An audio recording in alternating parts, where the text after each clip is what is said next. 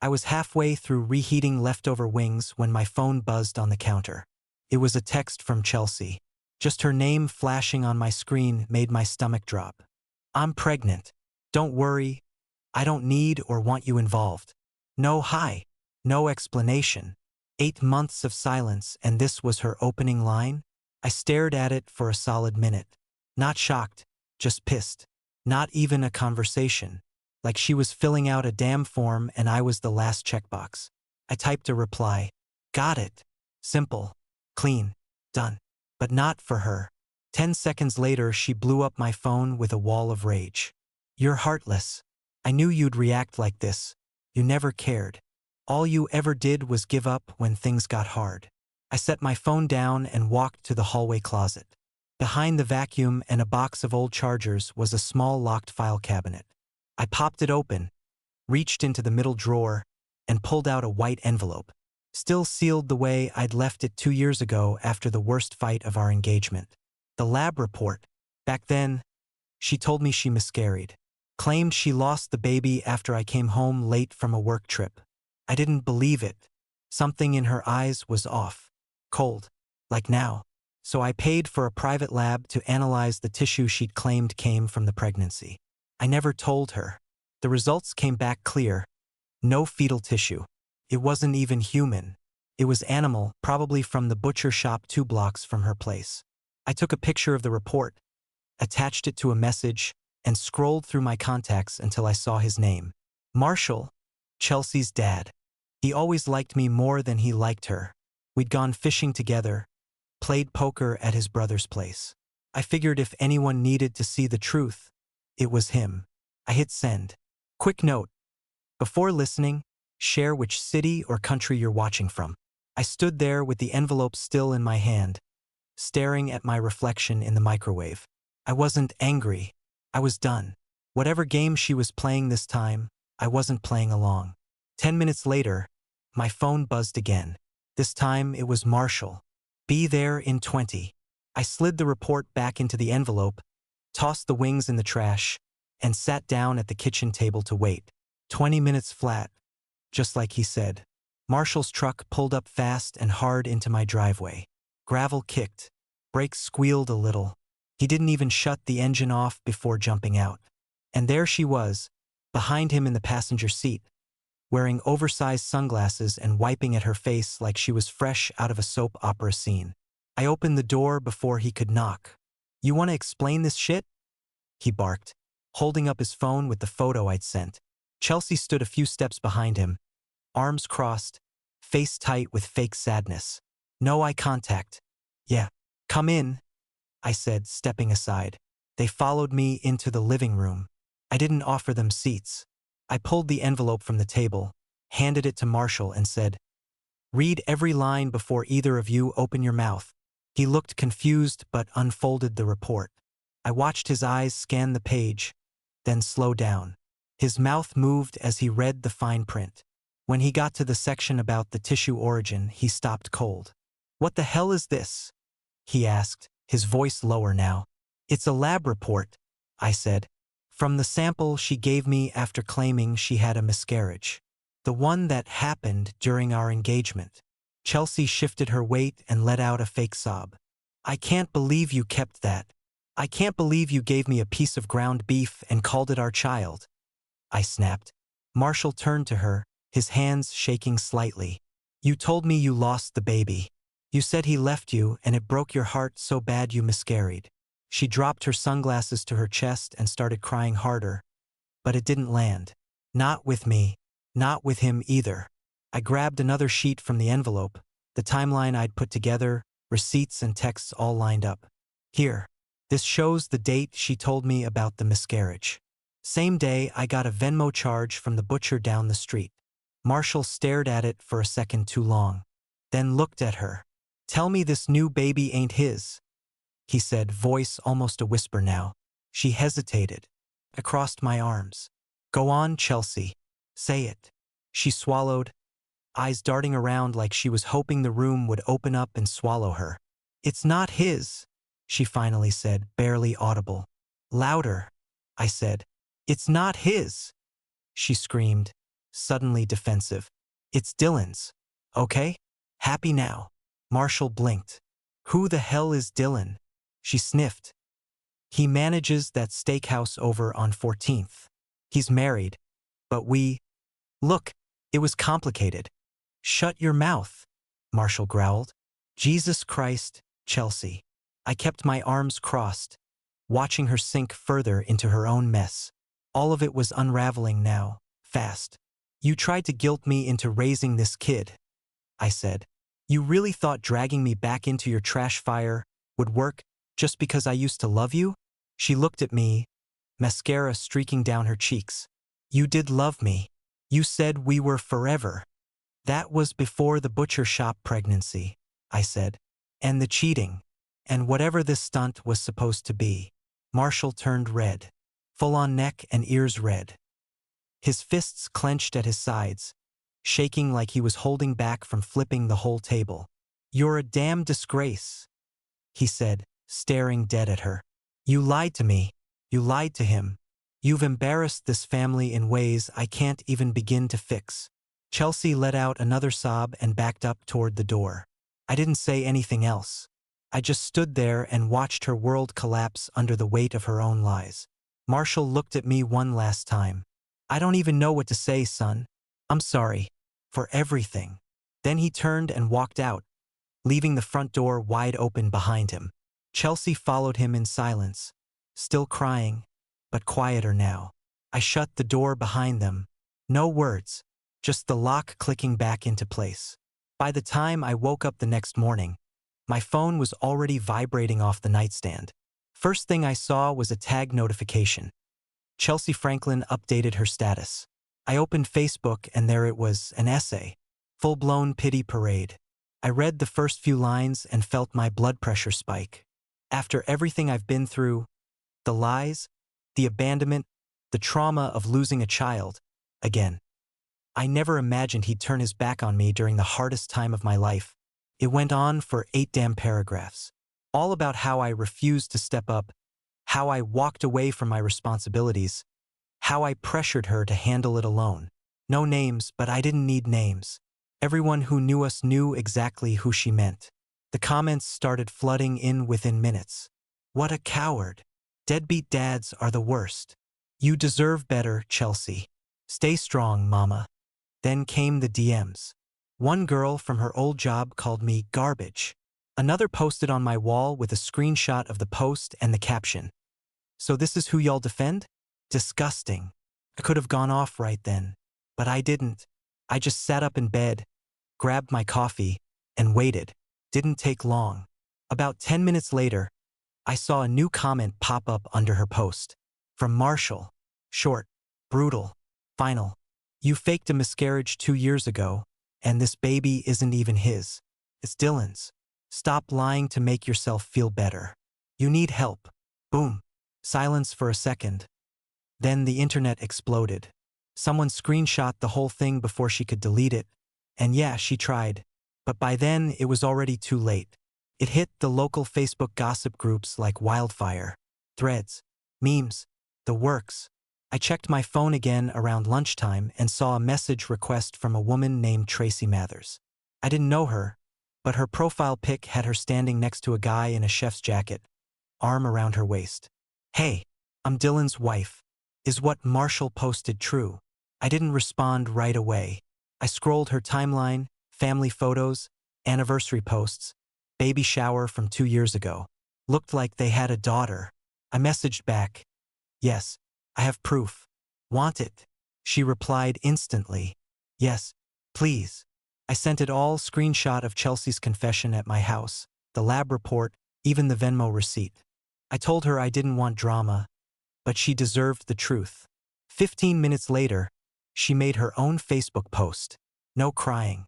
No sugarcoating. My husband, Dylan Mathers, has been cheating on me with a woman named Chelsea Franklin. She is currently pregnant with his child. I just found out today thanks to a kind stranger who didn't owe me anything. Chelsea and Dylan both knew he was married. They both lied. I will be filing for divorce immediately. And yes, I've already tagged his employer. Do with that what you will. Then she tagged the steakhouse where Dylan worked. Direct link. Bold letters. Comments poured in under that one too. Some people knew Dylan from the restaurant. Others from the neighborhood. Nobody was on their side. Within an hour, someone posted a Yelp review calling Dylan Chef Homewrecker. I'm not even kidding. Another tagged the restaurant's Facebook page, demanding they fire him. Chelsea's original post? Deleted. But it didn't matter. Screenshots were everywhere. Even her Instagram got flooded. Every recent post had comments calling her a liar, a manipulator, a homewrecker. She tried to post some vague apology after, but it just made things worse. She said something like, "I made mistakes, but that doesn't mean I deserve to be attacked." Too late for that. Her story changed 5 times in a day and no one was buying it anymore. By that night, 3 people had already sent me TikToks using her rant as background audio with clown makeup filters. Chelsea had finally gone viral. Just not the way she hoped. Around 9 that night, I heard someone banging on my front door. Loud. Fast. Like they were trying to break it down with their fists. I checked the peephole. It was Dylan. Same guy from the profile pics. Same slicked back hair and dumb restaurant polo. He looked wrecked. Red eyes, jaw clenched, breathing hard like he'd run full speed from the parking lot. I opened the door halfway and kept my foot against it. "You got a death wish or something?" I said. He shoved his hand against the door frame, trying to keep it from closing. "You need to come outside. Right now. Say what you need to say or get off my porch. You ruined my f-king life, man," he snapped. "My wife's divorcing me. My job's on the line. And Chelsea. She's blaming everything on me. Like this was all my fault." I let the door swing open. "Wow. You slept with a woman who wasn't your wife and knocked her up? And I'm the problem." "She said you were cool with it," he yelled. "She said you two were still talking. That you backed off because you didn't want the baby." I actually laughed. Couldn't help it. "You believed that?" He paused. Eyes dropped. I walked back into my apartment, left the door open behind me. "You want to see what else she lied about?" He followed, muttering curses under his breath. I opened the same drawer from before, grabbed the envelope, and laid the lab report flat on the kitchen counter. He leaned over it. "Read for 30 seconds. Then again. And again." "She faked a miscarriage?" he said, voice cracking. "Used butcher meat," I said. "Tried to guilt me into staying with her when I caught her cheating." He looked like he just got hit with a shovel. Leaned back, hands on his head, pacing in circles like the floor was collapsing under him. "I left my wife for her," he whispered. "I gave up everything. My kid, my house, my f-king life." I stayed silent. He dropped down onto the entryway rug, legs folded weird like he'd lost control of his own body, face in his hands. Then came the sobs. Full body shaking, gasping for air, snot and spit everywhere. The kind of cry you only hear when someone finally realizes they destroyed everything for nothing. I stood there with my arms crossed, watching him come apart. "Don't look at me for sympathy," I said. "You knew she was unstable. You still climbed into bed with her and let her wreck your life." He looked up at me, face soaked. "I thought she was real." I cut him off. "Trustworthy? Special?" I leaned down, grabbed the report, and slid it back into the envelope. "She lies like it's breathing, man. You just weren't paying attention." He sat there a minute longer, then pushed himself up using the wall, wiping at his face with his shirt. He looked 10 years older than his photos, beaten down. "You're lucky," he said, voice low. "You got out." "No," I said. "I clawed my way out. There's a difference." He nodded like he understood. Maybe he did. Then he walked to the door, turned one last time. "She's not okay, dude. Something's wrong in her head." "Yeah," I said. "Took you long enough." He left without another word. I closed the door behind him and locked it twice. The next day, I got a call from a number I didn't recognize. I let it go to voicemail, but then it came in again. Then a third time. Fourth time, I picked up. "Yeah. Are you proud of yourself?" It was Marshall. His voice was cold, clipped, Nothing like before. What's this about? You humiliated my daughter. Publicly. You're out here sending her private messages and recordings to strangers. People are laughing at her. You think that's funny? I took a breath. I didn't post anything. She did. And I didn't lie. Everything I've said, everything that's out there is backed by receipts. I've got screenshots, lab reports, voice memos. Hell, you commented on her post. I didn't give you permission to turn this into a damn circus, he snapped. You want a lawsuit? Keep running your mouth. There it was. I let out a dry laugh. You want to take me to court for exposing your daughter's lies? Be my guest. I'll bring the entire envelope and a thumb drive. We'll play her confession on a speaker. He hung up. Not even 5 minutes later, Facebook lit up again. This time it wasn't Chelsea. It was her aunt. Her mom's sister, Sharon. One of those wine-at-noon types who thinks trauma is just another word for personality. She posted a long, dramatic rant on her profile. It's disgusting how certain men think it's okay to expose a vulnerable pregnant woman for likes and attention. Some things should be handled privately. Real men don't shame women online. Family matters stay in the family. Of course, people jumped in to defend her. Yes, Queen. So true. Protect our women. All that mess. But Marshall wasn't having it. Not even an hour later, he clapped back in the comments. This vulnerable pregnant woman tried to guilt an ex into raising another man's baby. She faked a miscarriage 2 years ago with meat from a grocery store. I've seen the proof. This isn't about shaming. This is about accountability. Boom. Again. Now his siblings jumped in. One cousin took Sharon's side, saying Chelsea was obviously mentally unwell and needed compassion, not condemnation. Another cousin came in hot. Mentally unwell or not, she nearly committed paternity fraud. That's not a mental health crisis. That's criminal. Next thing you know, someone dug up screenshots of Chelsea asking for donations from strangers on Instagram, claiming the father abandoned her and her unborn twins. Twins, plural. People started tagging each other. Wait, wasn't it just one baby? Is she lying again? She's still trying to grift people. Her whole family thread exploded. One uncle accused Sharon of enabling narcissism. Sharon fired back saying Marshall emotionally abused Chelsea for years. Then Chelsea's own grandmother posted a comment saying, I love my granddaughter, but this isn't how you fix your life. Total chaos. I sat on my couch and just watched the implosion unfold in real time. No popcorn needed, just a locked phone screen and a scroll thumb. By the end of the day, 3 family members had unfriended each other. Marshall changed his profile pic to an old fishing photo with me. Someone pointed it out in the comments and he just replied, better company than my own blood lately. Couldn't have said it better myself. It was around 11 a.m. on a Tuesday when I saw her waddle through the front doors of the warehouse. Belly out, hands cradling it like a prop.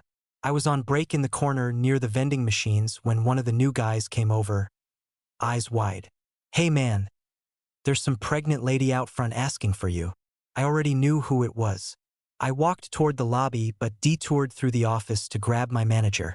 Lucas, I need you to come with me. Now. He followed, no questions. Good guy. Knew I didn't joke about stuff like this. We stepped into the front entrance and there she was. Chelsea, standing near the reception desk like she owned the place. Swollen feet in cheap sandals, sunglasses on top of her head, and a face full of whatever makeup was holding her breakdown together. Can we talk? She asked, voice soft, trembling like she was on the verge of some Oscar performance. I kept my voice flat. You're trespassing. Say what you need to say, then leave. She glanced at Lucas, then back at me. Can we talk alone? Nope. You lost that right. Her face twitched. Fine. She took a shaky breath. Dylan's gone. He's not answering my calls. He won't see me. He told me he wants nothing to do with the baby. I stayed silent. Lucas folded his arms next to me. I made a mistake, she said, stepping closer. But this baby didn't ask for any of this. He doesn't deserve to be born without a father. I raised an eyebrow. You think I care what Dylan does? Her voice cracked. You loved me once. I know you did. Please, I need help. I'm asking you to be the better man. Help raise him. I can't do this alone. Lucas glanced over at me like, what the hell is going on here? I pulled out my phone, opened the voice memo, and hit play. It was her voice, loud and clear. It's not his, she'd said that day in my living room. It's Dylan's. Okay? Happy now. She froze. Lucas raised his eyebrows and nodded slow. That was all I needed. I looked right at her. You admitted it. You lied to everyone. And now you're here trying to guilt me into cleaning up your mess again. It's not happening. Her hands went to her stomach like she was shielding herself. You're a monster, she hissed. You're really gonna stand there and let an innocent child suffer because you're too heartless to forgive me? Now people were gathering. 2 guys from shipping stood by the time clock, whispering. My supervisor peeked around the corner. I didn't lower my voice. You want someone to raise your kid? Try not blowing up your life sleeping with married men and blaming the fallout on your ex. Chelsea's face twisted into something I hadn't seen before. Rage and panic fighting for control. Her jaw clenched. Her eyes darted around like she finally realized how many people were watching. You think this makes you look strong? She shouted. It makes you look weak. You could have been part of something good, and instead you threw it away. Lucas stepped forward. Ma'am, I need you to leave the property now, or I'll have to call security. Chelsea's voice cracked again. He's turning everyone against me. My own father. My friends. They all hate me now because of him. You did that to yourself, I said. I just stopped covering for you. She screamed something, I don't even know what, then stormed out so fast she nearly tripped over her own feet. Lucas let out a long breath once the doors slammed shut. That your ex? Yeah. Damn, he muttered. You dodged a bullet and the gun. I turned and walked back to work without a word. By the next morning, she was fully unhinged. I woke up to 3 missed calls from my mom. A couple voicemails. I hit play on the first one. Hey, I don't know what's going on with that Chelsea girl, but she messaged me on Facebook at 2 in the morning. Said you were in trouble? Said she needed help? I didn't answer. I figured it was BS, but call me back. Then I saw the text from Kyle, an old friend from high school I hadn't talked to in years. Yo, why is Chelsea messaging me asking if I'll talk some sense into you? What kind of weird shit is this? She even reached out to Rachel, my high school ex, telling her I still had feelings and was pushing her away out of guilt. That was the moment I realized. She wasn't just spiraling. She was throwing whatever she could and hoping something stuck. Around lunchtime, I heard a knock at my door, slow and heavy. I checked the peephole. It was Marshall and 2 of his brothers, Ronnie and Greg. All 3 looked pissed off and ready to throw hands. I hit record on my phone, shoved it in my pocket, and opened the door just wide enough. Marshall didn't waste time. You need to fix this, he said. You've embarrassed my daughter enough. Now you're getting other people involved. She messaged my mom and half my friends last night, I said. I'm not the one still playing games. Ronnie stepped forward. You got her out here looking like trash on the internet, and you think you're just gonna walk away clean? Y'all are about 30 lies too late, I said. She made this mess. I'm not cleaning it up. Greg jabbed a finger at me. You better be careful. We know people. I pulled my phone out, screen still recording. And I know the cops. Want me to call them right now? Trespassing, threats, harassment. I'm sure they'd love to sort it out. They froze for a beat, then turned without another word and walked off. I saved the video and emailed it to myself, just in case. 3 days later, I got a call from my landlord. Said someone filed a complaint claiming I was hosting drug parties at my apartment. I laughed. He laughed. Said the report had come in anonymous, but the handwriting matched a note he'd seen before, left in the building's suggestion box. Same day, my boss called me into the office.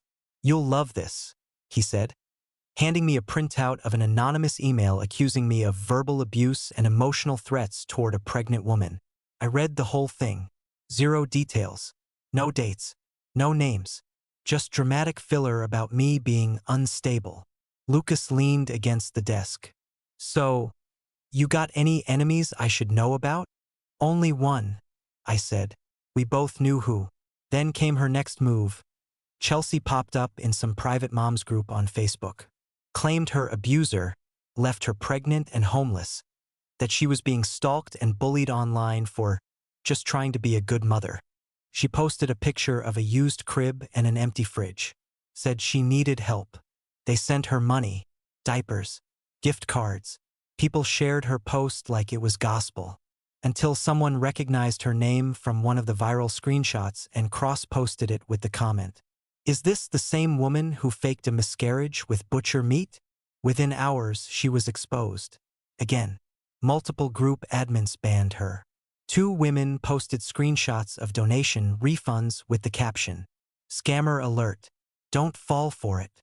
She tried to play victim again, but it didn't land this time. The sympathy was gone. All that was left was her own mess, and she was sinking in it. The courthouse smelled like old paper and bad cologne. I sat stiff on the bench outside the courtroom, suit jacket on, evidence folder in my lap, just waiting for them to call my name. My lawyer, Megan, mid-30s, sharp as hell, sat next to me, thumbing through the documents like she was looking forward to tearing someone apart. She didn't even glance up when Chelsea walked in. But I did. She made an entrance like she was starring in some courtroom drama. Waddled in wearing a bright blue maternity dress that was at least 2 sizes too big, hair done up like she was going to prom, crocodile tears already rolling. She clutched her stomach like the baby was going to pop out right there on the tile. Megan leaned over and whispered, "Here comes the performance." We got called in. The judge was an older woman, no-nonsense type. Didn't smile once. We all sat. Chelsea's lawyer, a guy who looked like he hadn't slept in a week, stood up first. "Your Honor, my client is a pregnant woman who has endured months of harassment, public shaming, and emotional abuse at the hands of the petitioner. She is here today seeking protection, not punishment." The judge looked over at me. "Do you have anything prepared in response?" Megan stood. "We do, Your Honor. And everything I'm about to submit is documented screenshots, timestamped recordings, verified statements from multiple individuals including the respondent's own father." She handed the folder to the clerk, who passed it up to the bench. The judge flipped through it while Megan kept talking. "This is not a case of a vulnerable woman being harassed. This is a pattern of manipulation and dishonesty with the intent of forcing my client into emotional, financial, and social obligations tied to a child that, by the respondent's own admission, is not biologically his." Chelsea wiped her face with a tissue. Loudly, the judge looked straight at her. "Ms. Franklin, is the petitioner the biological father of your child?" Chelsea hesitated, sniffled hard, then muttered, "No, he's not." "Say that again for the record," the judge said, more firm. Chelsea raised her voice, trembling now. "No, he's not." "Thank you," the judge said, jotting something down. Chelsea's lawyer tried to pivot. "Even so, Your Honor, he's contributed to the emotional distress." The judge cut him off. "Enough. I've seen enough." She looked at me, then at Megan. "Based on the evidence provided, the pattern of contact, the messages, and Ms. Franklin's own admission, I'm granting the restraining order for 2 years. Full protection. No direct or indirect contact. No third-party communication. That includes online harassment or attempts to contact family." Chelsea's head dropped like someone unplugged her. The judge gave her one more glance. "Ms. Franklin, I suggest you focus on your pregnancy and get your life in order." She banged the gavel once. "We're done here." Megan leaned back in her chair, satisfied. I didn't say a word. I didn't have to. As we walked out, I caught one last glimpse of Chelsea sitting there alone, still in that giant dress, hugging her purse like it was going to comfort her. I kept walking, didn't look back. I stepped out of the courthouse into the hot sun, loosened my collar, and finally breathed. But the peace didn't last. Dylan was leaning against a silver Toyota at the edge of the lot, holding a thick envelope and pacing like he'd rehearsed something in his head 100 times.